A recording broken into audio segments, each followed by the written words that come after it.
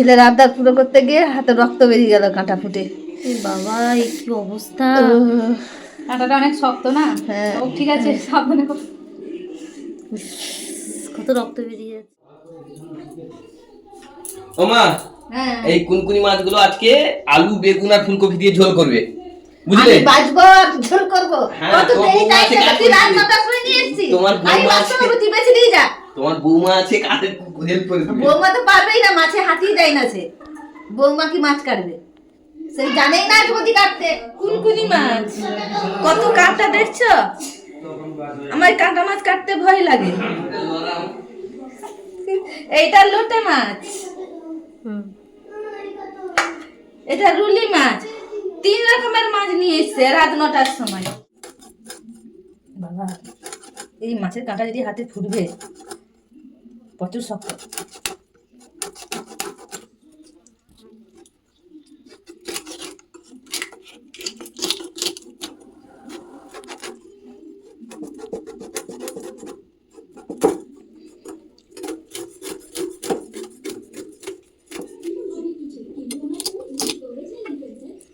ছেলের কোনো আর মাছ পেলো না, বেছে বেছে যেটা কষ্ট হবে মায়ের সেই মাছটা নিয়ে চলে এসছে। কাটতে যে কত কষ্ট, এমনিতে কাঁটা হাতে যদি ফুটে যায়, বাপরে। ছেলের আবদার এটা, বলে মা এটা ভালো করে রান্না করে দাও, খাবো। কত ছোটো ছোটো হাত দেখ না, ছাড়াতে প্রচুর কষ্ট হয়। এই জন্যই মাছ আমি বলেছি, তো পাপাকেও বলেছি, ছেলেকেও বলেছি, ভালো দেখতে পেয়ে আজকে নিয়ে চলে এসছে। কিন্তু মাছটা ফ্রেশ আছে না মা? হ্যাঁ খুব টাটকা আছে, তাজা আছে। তাজা হলে কী হবে, এত গুঁড়ি গুঁড়ি আঁশ, ছাড়াতে টাইম চলে যাচ্ছে। এই কাঁটায় মায়ের এটা একদম ফুটে আঙুল গেছে। কেটে গেছে। দেখাও আঙুলটা কি কেটে গেছে, অবস্থা। কেটে গেছে। ইস, রক্ত বেরিয়ে যাচ্ছে গো।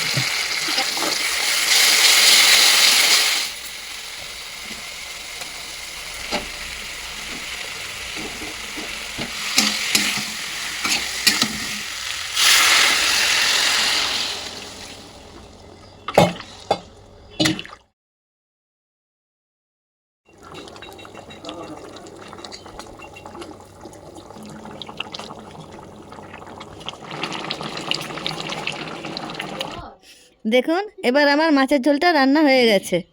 যা, এবার ছেলেকে খেতে ডাকি। বাবু চলে আয়, এবার রান্না হয়ে গেছে, খাবি আয়।